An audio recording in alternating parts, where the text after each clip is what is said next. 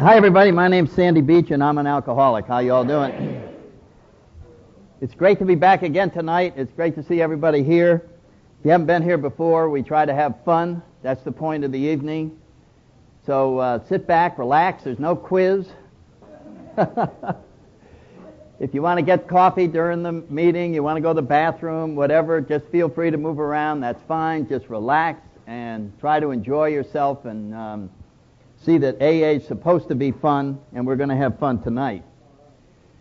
The last week when we were talking about the beginnings of Alcoholics Anonymous, a couple of weeks ago we talked about how it came through Dr. Young and Ebby and so on, and reached Bill and Dr. Bob, and then they got together and we talked about last week how they came up with their game plan in 1937 of how to promote Alcoholics Anonymous, and Bill came up with the Paid Missionaries Chained to Drunk Tanks and a book, and went off to New York, formed a foundation, and set about raising all this tens of hundreds of thousands of dollars that it would require in order for Alcoholics Anonymous to succeed. And he worked all during 1938, went everywhere he could think, and raised $0. And he came back, and they had formed the Alcoholic Foundation because the Rockefeller Foundation decided that this was a work of love and it didn't need money.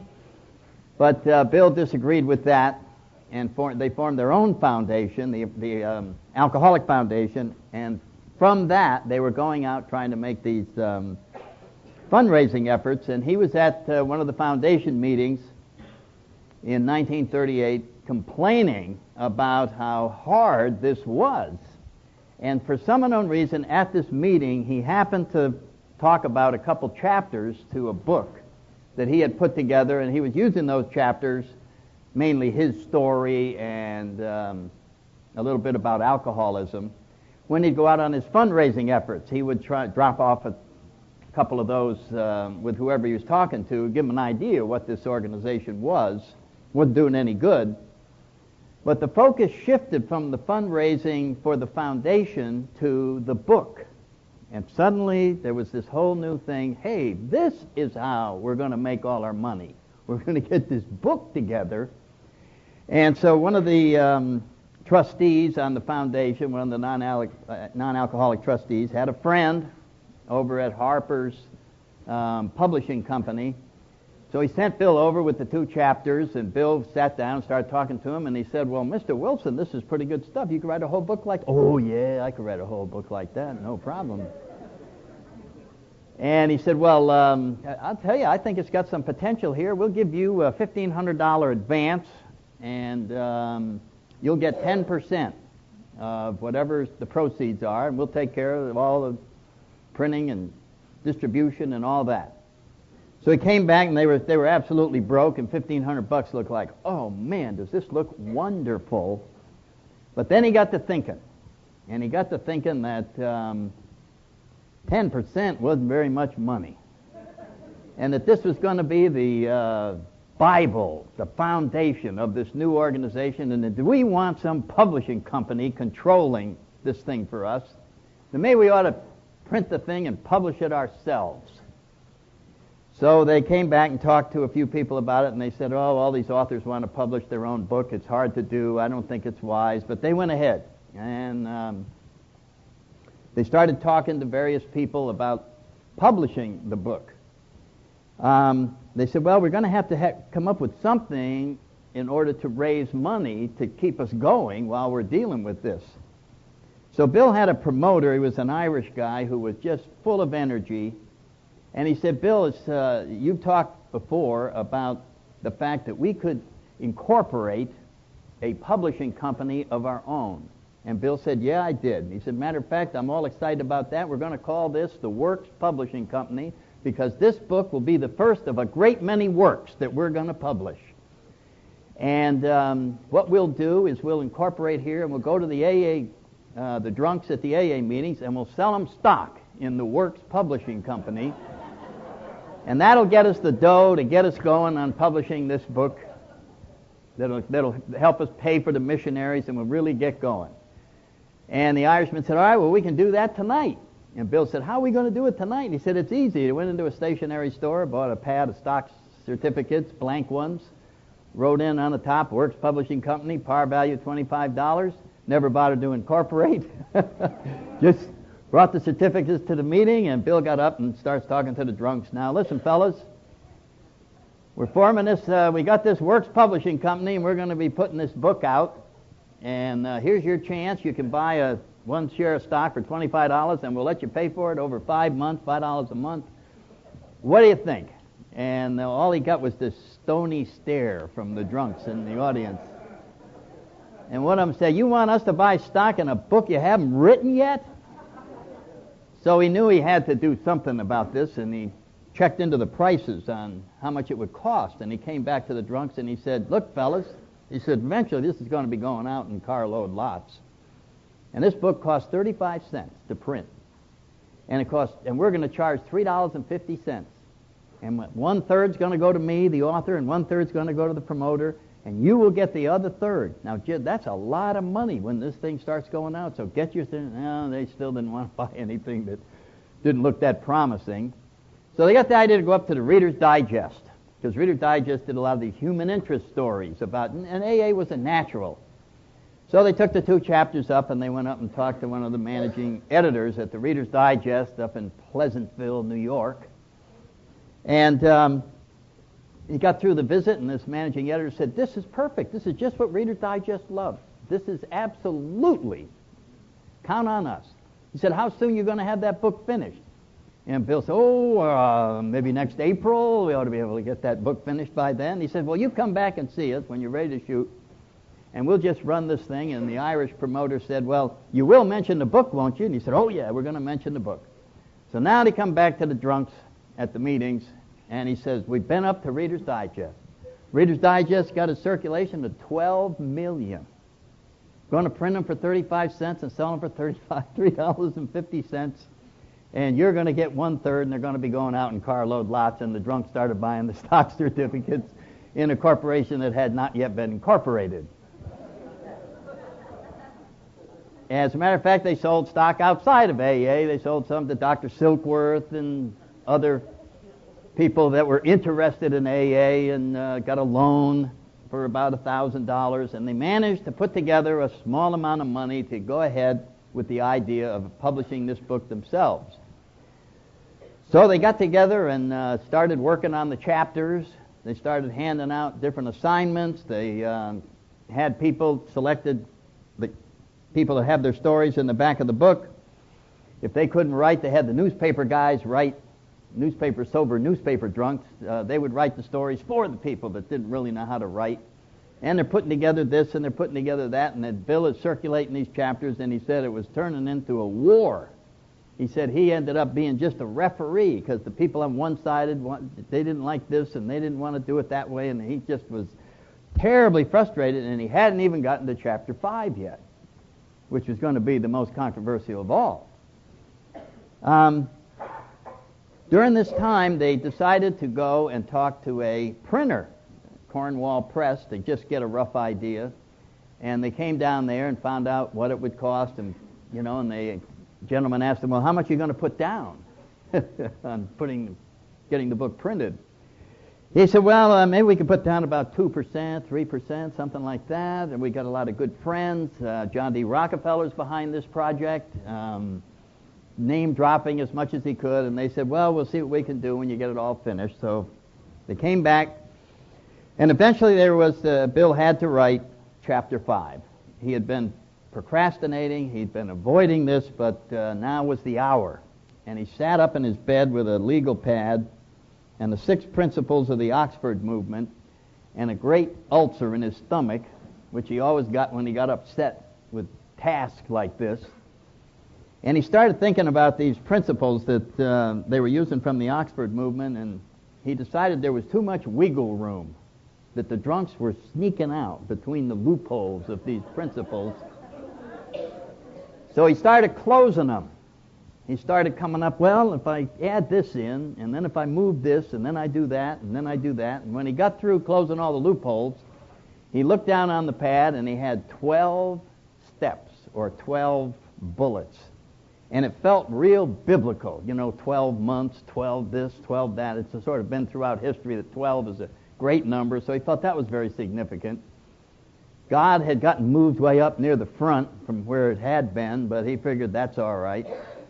So he puts this thing together and makes some mimeograph copies and brings it around to the meetings, and almost fist fights are breaking out. I mean, we got to get God out of this thing. We don't want any God in it at all. And then the other side is going, we need more God. God ought to be up in the front. We ought to be doing this. And it just was a dreadful, dreadful melting pot process that went on. And out of that process came something that has probably saved AA hundreds of thousands of times, and that was this idea of putting it in writing as God as you understand Him. And this became the compromise between the two opposing forces, and it has worked magic in all the years since, because it allows us all to stay no matter what we feel, because it's our understanding. So out of that helter-skelter process came that. From that, they got together a mimeograph of the whole thing, and they decided to circulate it outside of AA, just to get some feedback from the medical profession, from religions, from people who had been helping them, some people in the press, see if they had any ideas. And one of the places they sent it was the Catholic Committee on Publications, because the same Irish guy, Catholic and so on down, so he wanted to make sure that his church was covered. So he took it over there, and it came back, and one word got changed in our book as a result of that going over there. In the early part of the book, Bill talked about how this program could literally transport us to heaven. And the Catholic Committee on Publications felt that the Catholic Church had the route to heaven, and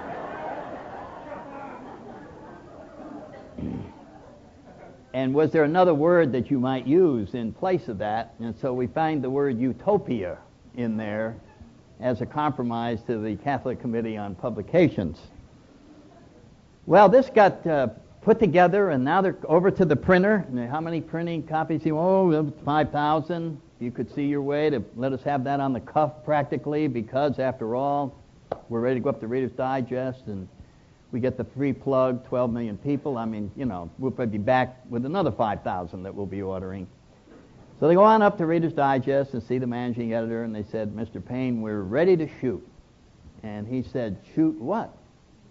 He said, you remember we were here about 3 months ago, Alcoholics Anonymous? Oh, yeah, I remember you gentlemen. Oh, yes, I thought that was the best idea in the world. I took it up with the editorial board, and they didn't like the idea at all, and I forgot to call you. And he said, no. He said, yeah, they don't want to do anything with this. I'm sorry about that. Hope it hasn't been a problem. So he's coming back, and the little office that they had with their first secretary, Ruth Hauk, you read the AA history, she was working in there. And a lot of times they didn't have enough money for her salary, but they gave her lots of stock subscriptions in the Works Publishing Company. Here's another week's salary. Ms. Hauk will just give you 5 more shares in the Works Publishing Company. The sheriff was wanting to close up that office. Bill and Lois were evicted from their home in Brooklyn, dumped all the furniture out on the street. They had to go live in a summer camp that some AA person let them have. They loaned him a car, and he's still trying to find a way to get this money. One of the Irishmen, the great promoter, came to Bill all excited. And he said, I had forgot something. He said, I'm very close friends with Gabriel Heater. And Gabriel Heater was a big radio news program. He had this thing, and the whole country listened to it. And then he had a human interest segment, kind of like Huntley Brinkley and David, whatever his name is. Yeah, David Brinkley. And everybody listened to this show. And so Bill would, oh boy, they're so excited, that'll do it. And you'll mention I'll mention the book and this and that. And they got real nervous because this guy was really spotty on staying sober. And they said, God, what if he gets the appointment and then he's drunk and he doesn't show up? And so he goes to Gabriel Heater, and it's set. It's all set in 10 days. So they got him a room in the athletic club downtown New York, and they assigned AA guards morning, noon, and night to stay with him for 10 days until he appeared on the Gabriel Heater show. And right before the radio show was to go out, they had $500 left in the bank. And the promoter got together with Bill and he said, I've decided that our best shot lies with the doctors. He said, I've got the names and addresses of all the doctors east of the Mississippi, and we're going to send a postcard shower out to all these doctors. And it'll say, buy the new book, Alcoholics Anonymous, Sure Cure for Alcoholism. Your doctor knows all about it. Read this book and how to order it, $3.50. So they send out these thousands of postcards. The Gabriel Heater show goes off, and they're sitting around, and they can't stand it. They just got to go down to the post office box to see these trainloads of cards that are coming in. And they wait about 3 or 4 days, and that's it. They got to go. So they go down, and they look through the little glass they can't open. They just look in there, and there's like 10 postcards. And Bill's heart sank, and he just went, oh, God, that's all we got. And the Irishman said, Bill, don't worry. He said, they can't get these bags in that little thing there. Get the clerk and back and tell him to bring all that stuff out. So they get the clerk, and he said, no, that's it, what you got inside there. And there were 12 postcards. 10 of them were totally illegible from doctors that were too drunk to write. And they got 2 orders for the book Alcoholics Anonymous, and that's where they were at that state and time. So there became this hitting up anybody you could hit up, and they got the word that Liberty Magazine, that's in our history, you read about Fulton Ausler was the editor of Liberty Magazine, and he was going to do a big story on God and AA, and it was coming out very shortly, maybe in another month or two. So if they could just hold on, because they had to pay the printer something, they had to pay the office, there was just too many things, and then the drunks are wanting, they had $2,500 invested in this thing, and they were wondering when they're going to get their return. And it came down to one AA member who owned a clothing business in New York, and he had a very wealthy customer in Baltimore, and they decided to put the hit on the wealthy customer to get him through the last 2 months. They needed $1,000 more. So the tailor called him up and told him who he was, and told him, he says, as you recall, I've told you about my friends. They started this big alcoholic thing, and our book is out, and we were thinking that perhaps you would like to buy enough copies to supply all the libraries in the country for people to buy this book. And the rich man in Baltimore allowed that. He didn't think he wanted to do that, not necessarily. He said, well, maybe you'd like to loan us the $1,000. And he said, well, I'll be glad to. Loan to the Works Publishing Company, send me down his balance sheet. Well, the balance sheet was zero. I mean, there was nothing to send down. When he heard about the balance sheet, he decided that he wouldn't do that. So finally, Bert, this tailor in New York, said, well, would you loan it on my business? He said, I'll be glad to. Send me down your note. And he sent up the $1,000, and the $1,000 carried him over until the Liberty Magazine article appeared, and the tailor's business went out of business. And they just made it. They just got through, and the orders were starting to come in, and the groups were starting to send some money into New York, so that you could sense that AA was about to make it, when he got a phone call from John D. Rockefeller, who they hadn't heard from in a couple of years, since 1937. This is 1939, almost 1940. And Mr. Rockefeller wanted them to come over and talk to him, so they did. And he came over, and Willard Richardson, Rockefeller's secretary, said, Mr. Rockefeller's been following this. As a matter of fact, it's his favorite project to watch. AA. He has the most interest in it. And he's the one, he didn't want to give money because he thought it would ruin it. But he said, as he's been watching this, and he thinks it's one of the greatest things that's ever happened, not only to this country, but to the world. And what he wants to do is throw a dinner for you guys, a formal black-tie dinner in New York City, and we're going to invite the who's who of New York to come. And when John D. sent an invitation out, it's like a mandatory thing. You want to keep doing business with me, you better show up at this dinner. And the newspapers are covering the dinner. Some of them are covering it seriously, and others are covering it like John Dee's lost his marbles. He's given a formal dinner for drunks with all of the cream of society in New York. What the hell is that all about? But the dinner takes place, and 300 or 400 people are invited, and about 400 invited, 300 came. And they're sitting around the table, and they put one drunk at each table so that they could tell them about AA and what was going on. And some of the conversations were quite interesting. The Irishman, Mr. Ryan, is sitting at a table with a number of bankers, and the bankers turn to Mr. Ryan and go, "Mr. Ryan, we presume you're in the banking business." He said, "No, I just got out of Greystone Sanitarium last week."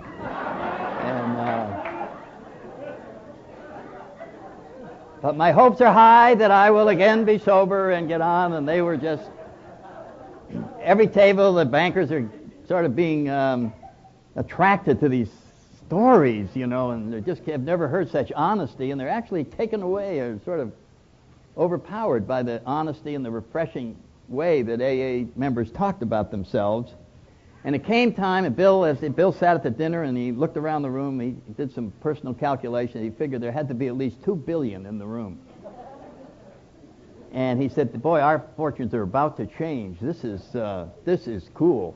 And John Dee was sick, and his son Nelson came and expressed his father's great sadness that he was too sick to come, but how much he loved this organization. He'd been watching every move that they had been making. He was very pleased with what was happening, but that this was a labor of love and that money would spoil it.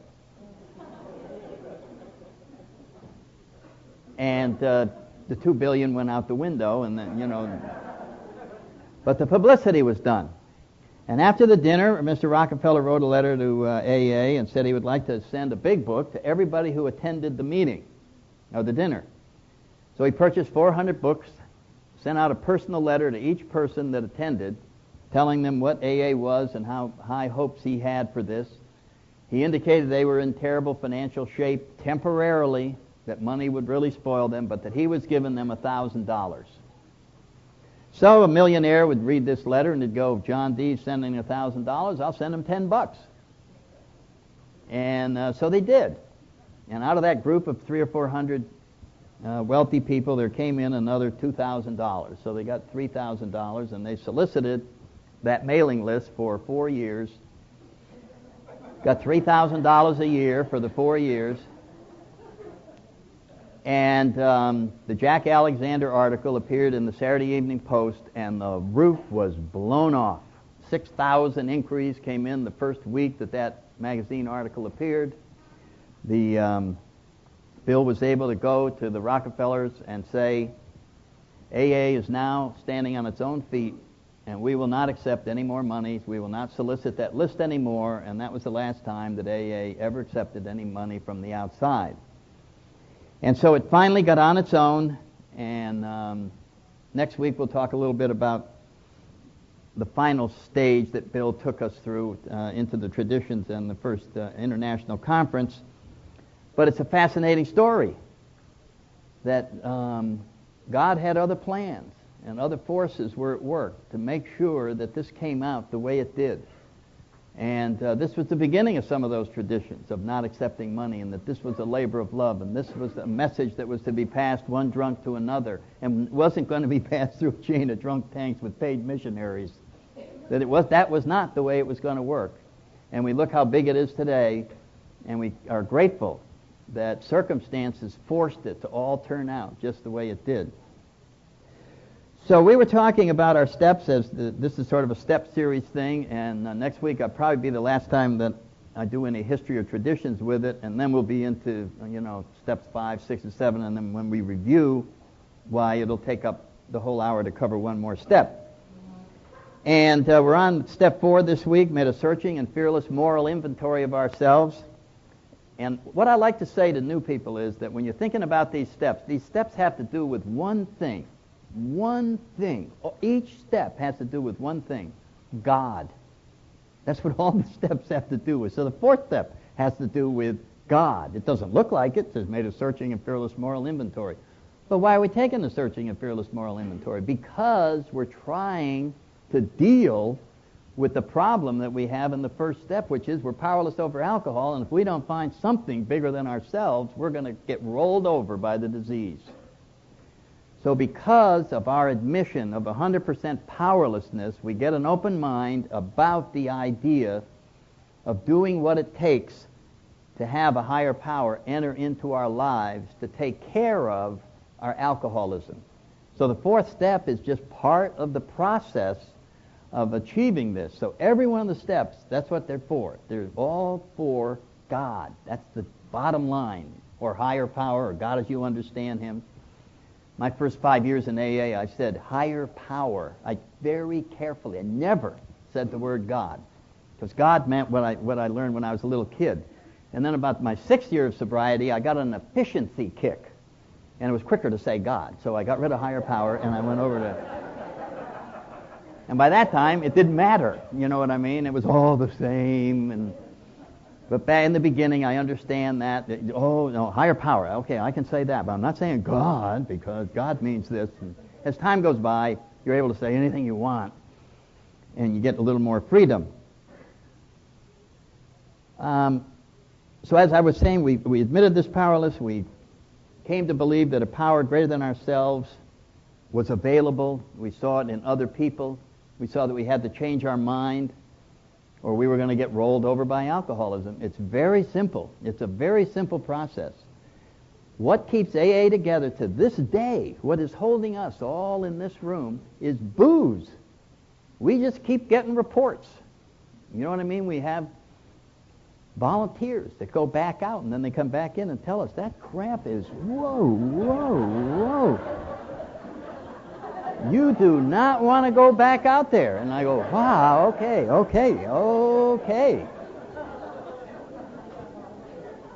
So when they're looking for volunteers, get your head down. Just raise the guy's hand next to you. He wants to go.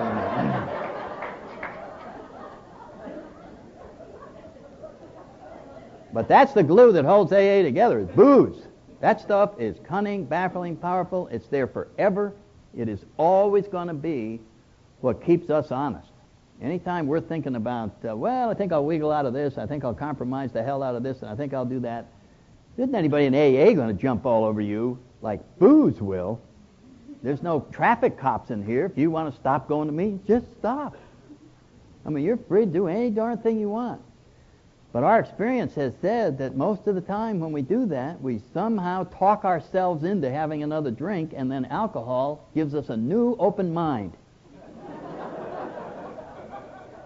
And eventually, if we're lucky, we come back in here with our teeth gone and a couple more black eyes, and we're like this, and we go, where's this spiritual shit?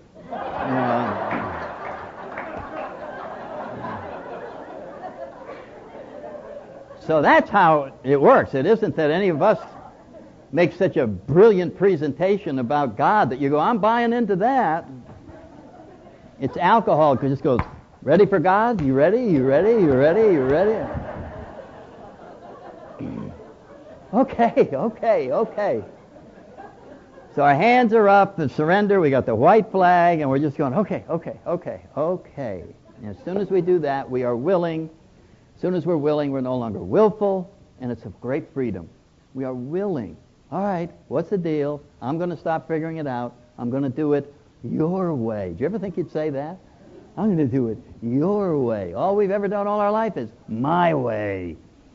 So we end up doing it your way, AA's way, and we hand it out, and that's what this is all about. So we hand out the directions in these steps. Well, in that case, then we want you to make a big commitment, a big decision, to make this higher power the centerpiece of your life. This is where you have to go for the energy to have alcohol lifted out of you, the alcoholism. That's what we need to make a decision, that this is where the power lies for you to be free of alcohol. So we make that decision in the third step, made a decision to turn our will and our lives over to the care of God, and the way we get that done is to do the rest of the steps. And boy, they throw one right out of the barrel. Made a searching and fearless moral inventory of ourselves in the fourth step, and that's enough to send anybody right out the door, because most of us sneak ahead and we see the fifth step and we go, whoo, if I do this, then I have to tell everything to somebody else, and oh, I don't think I can do that. I remember when I first got sober that people would say, well, how long does it take to do a 4-step? And the answer back then was, about 3 years and 2 hours. 3 years was avoiding doing it, and then the 2 hours was... The 2 hours was doing it. So, the big book suggests that we take a look at how well our plan is working. And we've been living on self-will. We have people and things that just infuriate us. In addition to that, we're terrified. We're filled with fear about all kinds of things. And our sex lives are hardly under control. That would be the understatement of the year. So we have these forces, fear, resentment, anger, lust, sex, all going around. And the only thing that gives us a break from any of that was booze. That gave us a little quiet. Ooh, boy, that shut it off for a while and just sit here and drink. So now they're all loose.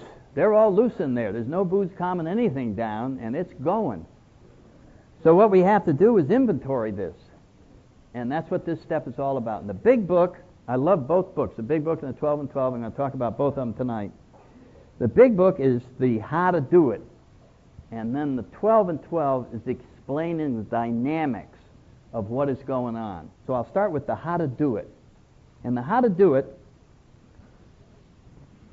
a friend of mine, and I've got, I don't know, maybe about 70 sheets of these. There isn't enough for everybody, but after the meeting, if you want to get one of these, it's right out of the big book, and it's a list. Resentments, fears,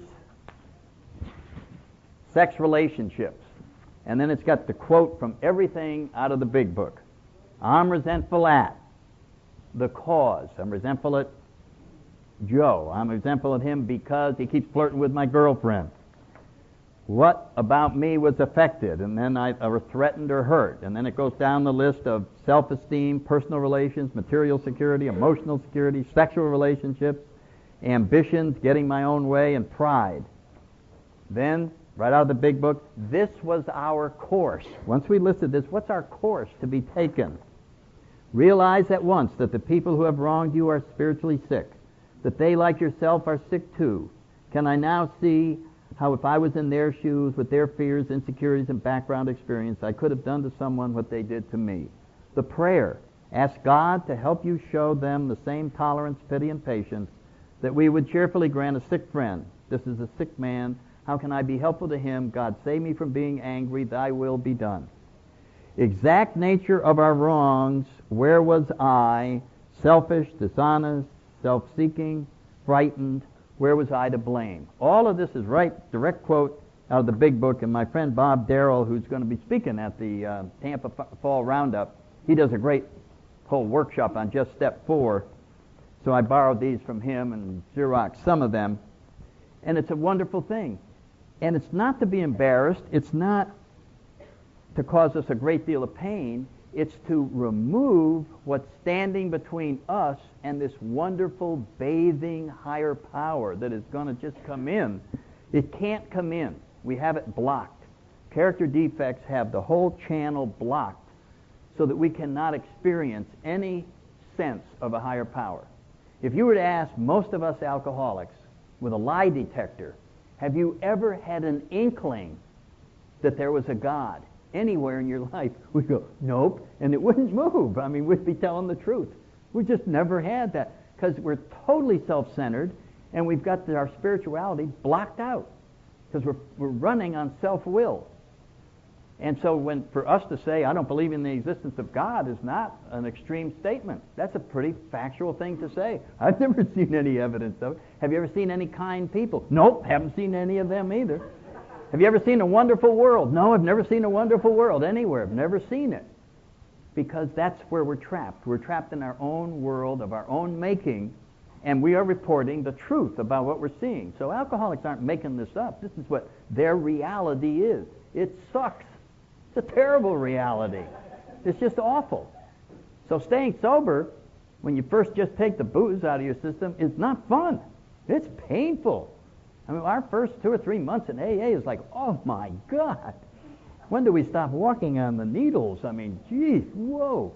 That's what we're getting ready to open up a channel so that that pain can be lifted out. So take hope. There is good news just down the road. We got to keep hanging in. And that's what this is for. The next, we listed our fears and we put them on paper. The same with the sex relations. We listed them and put them on paper. Those are the instructions in the big book. So here's our fears. I'm afraid of, just like the beginning, I'm resentful at. And the resentments aren't just at people. The resentments are at people, at principles. I remember I had a terrible resentment about turn the other cheek. What? What? You know, I just thought that was the most preposterous thing. And then forgive everybody. And, you know, just anything out of the Bible just it really pissed me off. I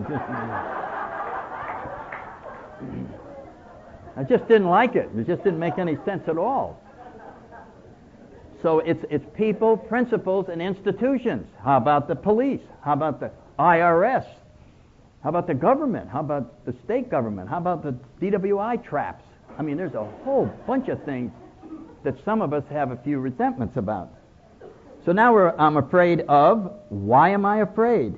Did I make a decision or take action based on self which creates the fear? This is a wonderful column to learn that our controlling our own lives, we say, well, I got to have it this way, and then we start getting afraid that it won't turn out that way. So we generated our own fear. What was threatened? And we start with the same thing, with these fears. Self-esteem, personal relations, all the way through ambition. How had self-reliance failed me? This is important that we see, because the world is telling us, you got to be self-reliant. You have to take care of yourself. Self-reliant. You know, and we all bought into that. And then the book talks about how is that working in society. Everywhere we see warring fragments breaking up. Everybody's claiming my way is right. Screw you. Bam. That's how it's working. Self-reliance is working that way. And then when we look in the mirror, we see how our own self-reliance is working, and we just go, well, let's inventory it. And we're just going to see fail, fail, fail, fail, fail, fail. Are you happy? Are you secure? Are you have peace of mind? No, no, no, no, no. So, well then, you see what's happening here? As we fill all this out, it becomes a lot easier to abandon your plan for living. My plan is awful. See, some of us want to hold on to that plan because we wrote it. It's sort of the pride of authorship. Oh, I know I'm in jail. I know I puke every day, but I put this all together. It's my...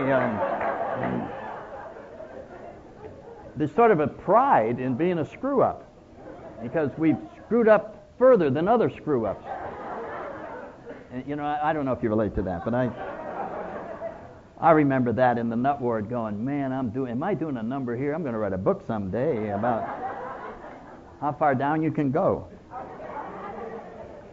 How had self-reliance failed me? So there it is. It's just so you just go, wow, it just isn't working. All right, did I try to cover it up with cockiness? Did that make it work? How many of us did that? What do you do when you're afraid? You act like you're not afraid. Hey, hey, hey, hey, hey. Wow. Can I now trust and rely on God? Trust infinite God rather than infinite selves. And so here we can take each instance, each fear, and realize, wow, here is the answer over here. This stuff is awful. That's my plan. Can I trust? Yeah. And then ask God to remove the fear and direct your attention to what He would have us be. Take our minds off ourselves. We're now a servant. What can I do to help the next person? What does God want me to do today? Sex relations. Everybody gets all uptight when we talk about sex relations. And what we're talking about here, you know, our literature is very explicit about this. It says everybody's different. So there is no set of sexual relations or sexual habits or sexual activities that is AA approved. You know what I mean? Like, okay, yes, no, yes, no, yes. There it is. What it says is everybody's different. Everybody's different. But we all, if we were to take an inventory, we could say something like this.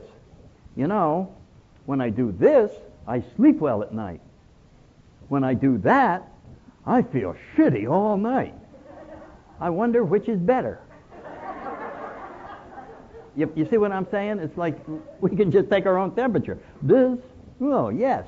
And we start developing an ideal or a guideline for ourselves. And we start seeing that, yeah, this is exciting, but it's pure selfishness. Is there a backlash later? Yes. Is it worth it? Is the fun of the selfish sex worth the backlash? And then if it is, keep doing it.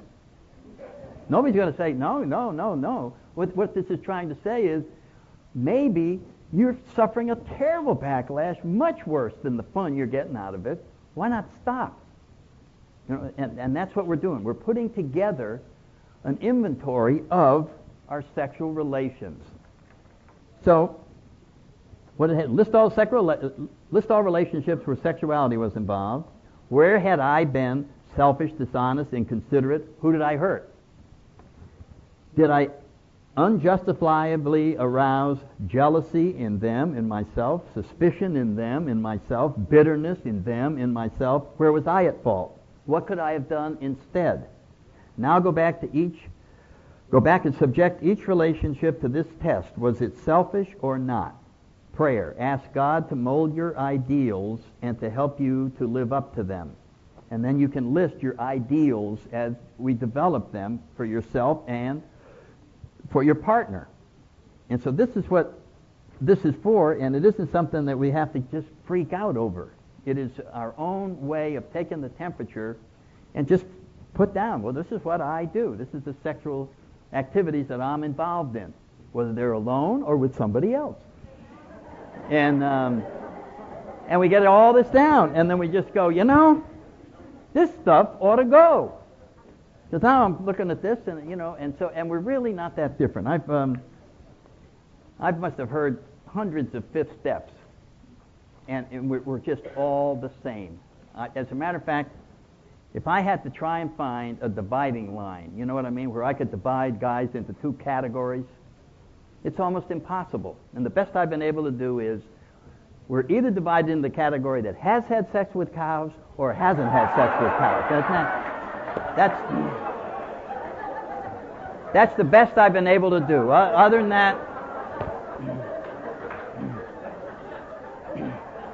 that, we're all the same. We're all the same.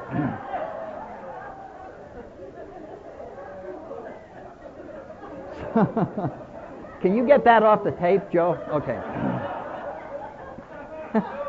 No way.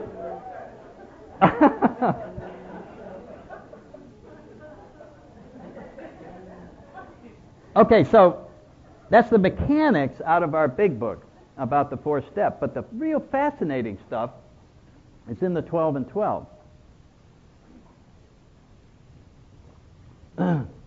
Excuse me. Which is the second longest discussion aside from 12, because it's really talking about the dynamics that are going on inside of us as human beings. And they really helped me. I was the old Catholic guilt. Where's that paper? Are there guilt people here? Want some help with guilt? If I can find this paper. Oh, yeah, here it is. I wrote this in about 5 years sobriety, okay?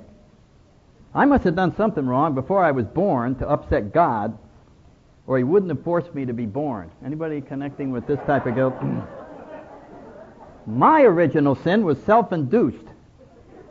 I feel very guilty about whatever I did, and I feel guilty about feeling guilty. I feel guilty about the things I'm going to do in the future.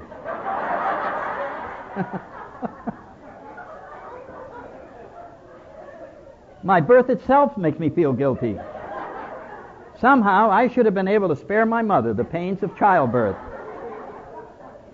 I feel guilty of not fulfilling the potential that my parents and teachers said I had. I feel guilty about having the potential, and guilty for not knowing what the potential was for.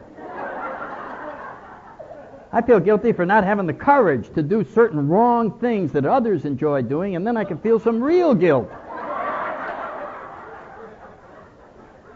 I feel guilty because I'm always doing things that God doesn't want me to do, and that is because I don't know what God does want me to do, which makes me feel guilty about not knowing what God wants me to do. Therefore, I feel guilty about having done whatever caused God to not let me know what he wants me to do. As a result, I feel guilty that this can never be changed unless God lets it be changed, and he won't until I stop feeling guilty, which causes me to feel guilty about feeling guilty. But I feel guilty about wanting to get rid of the guilt because I know that I'm supposed to have this guilt.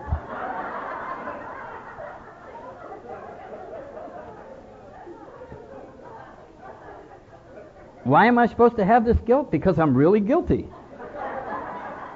Guilty of what? Why, guilty of all the things that make me feel guilty. Why do you ask? So that's advanced guilt. So we had some other people that were going, oh, right. Anyway, the 12 and 12 starts us in by saying the problem that us as human beings, not just alcoholics, the problem us as human beings, what we have are problems with our instinctual drives that were born in us. The drive for sex, security, and a place in society. Those are the main drives. And they're born in us so that we will reproduce, so that we will go out and take care of ourselves, and that we will interact and form a society. So there's the things. And we want to have security, financial and emotional security. And these are just born in us.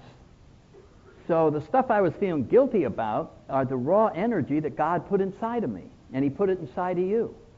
And it's the raw energy that causes us to go out and be human beings. The problem is that is not the purpose of life, to meet these instinctual demands. It feels like it is, but it isn't. This is just the raw energy. So meeting the demands of sex, security, and society, it can't be done. No matter how much money you have, you need more. No matter how much sex you get, you need more sex. No matter how much security you have, you need more security. You put 200 locks on your door, on your house, you need 400. You just can't achieve, because these instinctual demands can escalate faster than we can ever meet them. So our plan of trying to achieve peace of mind, security, and all of that by meeting these demands is doomed to fail. That's where alcohol came in. It looked like it was fixing all of that. That was the wonderful thing about alcohol. It was a higher power. And it was able to take these demands and quiet them for a while we sat at the bar and had these intellectual conversations and just were waxing philosophically until we had drink number 21, at which point we took off all our clothes and beat the crap out of everybody and got arrested. So, but we were on the right track. We just had to fine-tune it a little bit. So these demands, here was the thing that, well, if you can't meet these demands, what is the answer?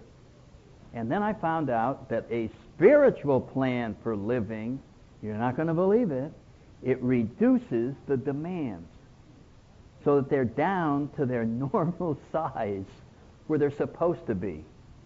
That's what it does. It'll reduce the demands. So that's what happens when the desire for drinking is lifted out of us. It has been spiritually reduced. And it is just there, and we can handle it. And so that's what the dynamics are that are going on inside of us.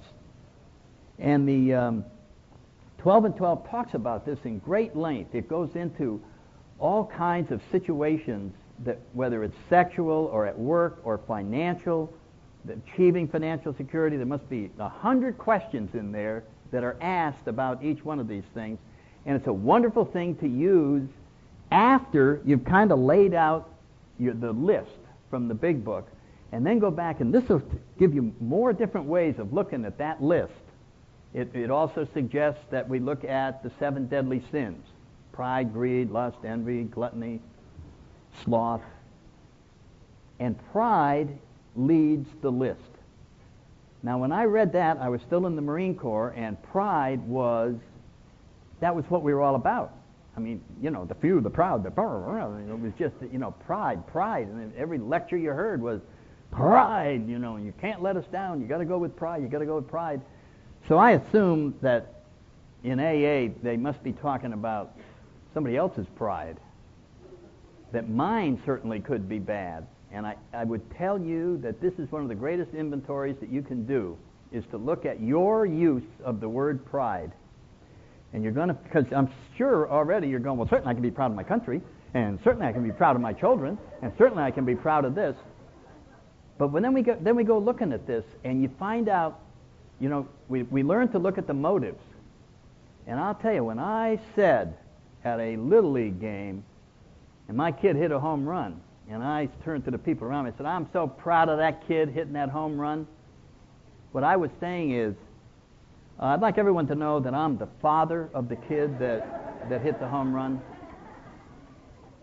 And he never would have hit that home run if I hadn't trained him. I was trying to get the credit back to me.